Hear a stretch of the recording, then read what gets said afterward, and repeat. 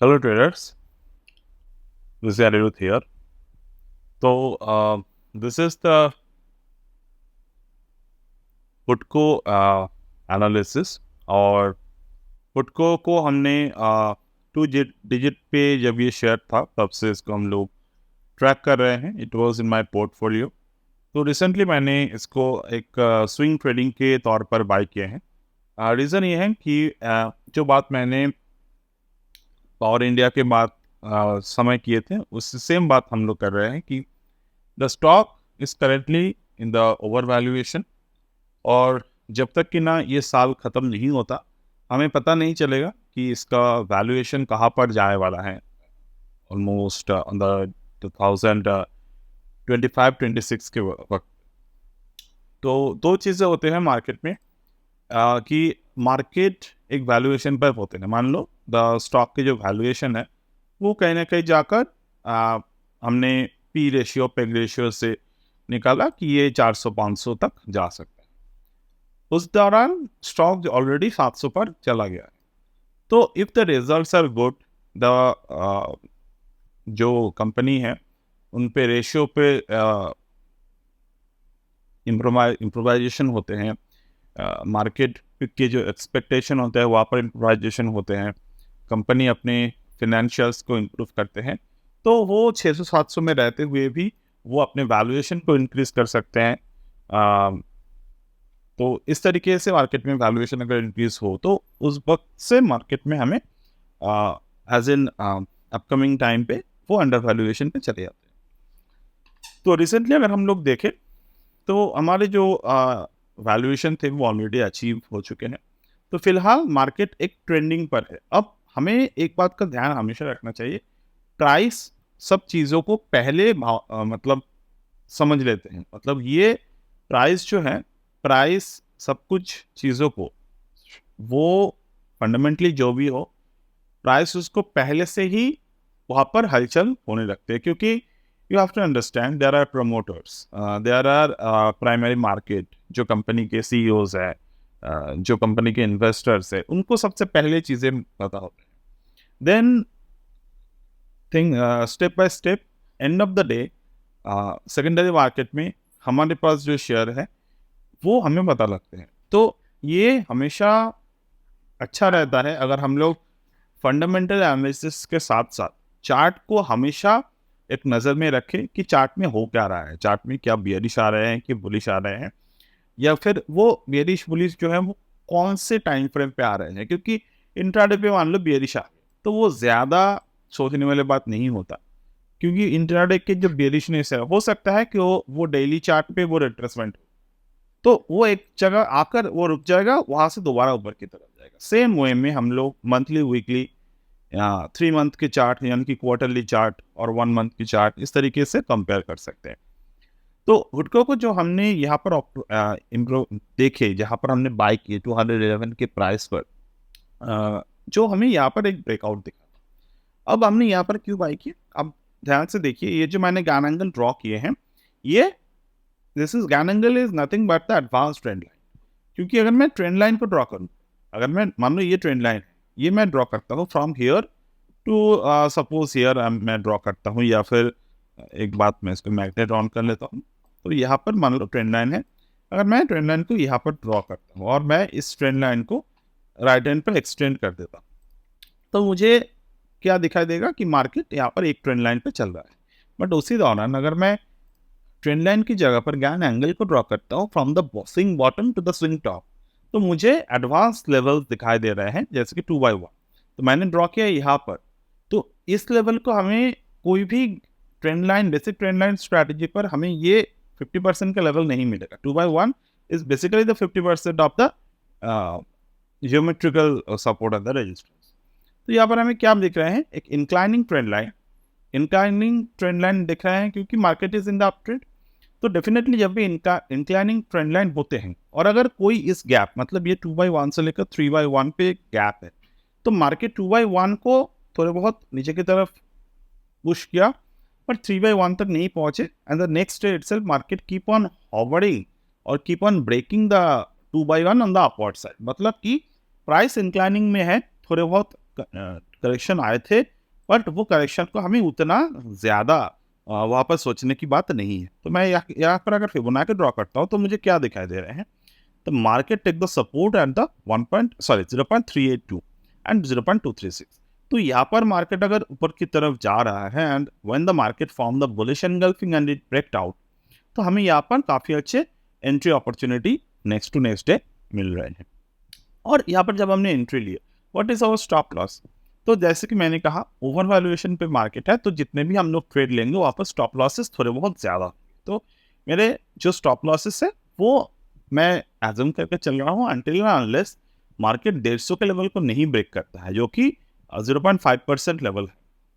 तो ये level already cross कर चुके थे, तो मेरे लिए सेफ यही है कि मैं वेट कर दूँ, क्योंकि पोजीशन उतना ज़्यादा नहीं है, तो कैश पे है, कोई प्रॉब्लम नहीं है। तो डेफिनेटली मैं वेट कर सकता हूँ 150 के नीचे क्लोजिंग के। अगर मार्केट 150 के नीचे आते हैं then I have to close the position because it's already in the up trend. तो मैं यहाँ पर बहुत ज़्यादा पोजीशन लेकर नहीं बैठा हूँ, that is a very small position and I can wait, I can hold the position. और फाइनली लास्ट ट्रेडिंग डे पे हमारे थोड़े बहुत नेगेटिव में जाने के बाद मार्केट पॉजिटिव में closing. Now where we can book our profit, 272 is my basic profit booking level, जो मेरे हिसाब से अगर मैं देखूँ तो 200 यहाँ से मतलब ऑलमोस्ट 30% के आसपास मुझे प्रॉफिट मिल सकता है। अब हमें देखना होगा कि 272 के ऊपर आते ही हम लोग जल्दबाजी नहीं करेंगे प्रॉफिट बुकिंग में, क्योंकि there are time, there are levels, so सब कुछ यहाँ पर है।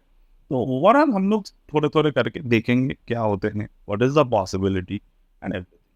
तो यहाँ तक तो ठीक है। अब नेक्स्ट अगर हम लोग देखें गैन एंगल को, ये तो हमने गैन एंगल को in the direction of the trend हमने यहाँ पर ड्रॉ किया। Now if I draw the Gann angle in the opposite direction of the trend, what I can see, जहाँ पर हमने एंट्री लिए थे उस वक्त मार्केट 8/1 को क्रॉस कर रहा था। तो क्रॉस कर रहा था, वहाँ पर हमने एंट्री लिए and then market retraced and came up to 4/1। तो 4/1 पे जब मार्केट यहाँ पर आए, what pattern I could see, this is the pattern. ये मैंने मिस, ये एक्चुअली मुझे बाई करना था बट मैंने इसको मिस कर दिया लोअर एंड पे दोबारा से, क्योंकि मैं 202 के ऊपर जब मार्केट ने क्लोजिंग दिया था 203, तो ऑन द 26 ऑफ अप्रैल यानी कि कल के दिन मैं यहाँ पर ओपनिंग पे बाई कर सकता था, करना चाहिए था एक्चुअली, क्योंकि यहाँ पर अगर आप देखें तो 4/1 के सपोर्ट भी है मार्केट में, यहाँ पर फेलियर ब्रेकडाउन भी है। तो फेलियर ब्रेकडाउन की बात मैं हमेशा करता हूँ, ये आपको सीखना ही चाहिए, हमेशा जानना ही चाहिए कि फेलियर ब्रेकडाउन होता क्या है, कि ये सपोर्ट है मार्केट के, right, because of this is the mother candle, yes there is a support. Market इसके नीचे गया बट डे चार्ट को क्लोज नहीं कर पाया, नेक्स्ट डे मार्केट इसके नीचे आया, दोबारा दोनों सपोर्ट को ब्रेक किए बट क्लोज नहीं दे पाए। So closing basis is a very important term, आपने बहुत सब बार सुने होंगे closing basis, closing basis. So this is what the closing basis do wonder to your trading. Then after the closing basis thing happened, we could see this is a low 194.7, 194.55, there is a high of 199.4, then there is a high of 199.6. so this is the engulfing bar.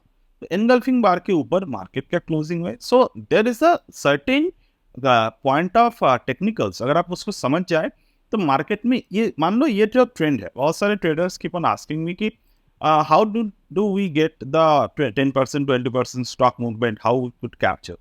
You can not plan to capture it, but अगर आप technicals को follow करते हो तो eventually you will get the opportunity.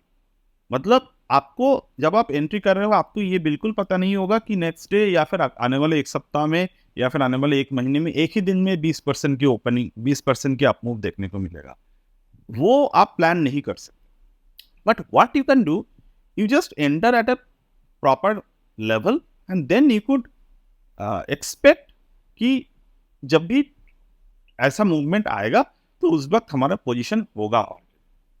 And eventually this up trend in the Futco जो trend है, ये again there is a top, market में जो टॉप बना था 8/1 पे, there is a level, there is a resistance 218, वो मार्केट ने ब्रेक किए हैं and this is a monthly resistance also.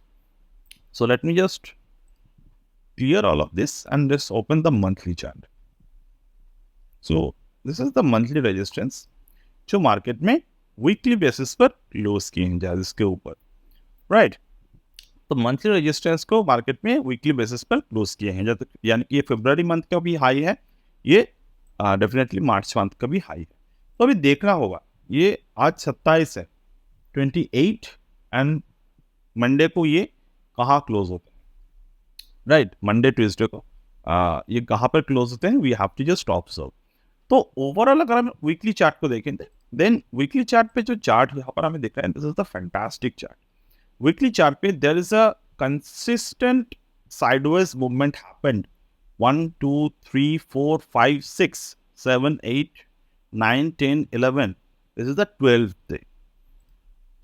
Okay, so in the WT GAN term there is a cycle called, like if I draw 1 2 3 4 5 6 7 8 9 10 11, okay, then if I calculate the cycle from here 1 2 3 4 5, so 7 cycle did not active, but if I calculate the cycle of 12, then I can see this is the possibility that market में आने वाले 12 to 13 day this stock में तेजी बना रहेगा। Again this is a psychological theory by WT GAN।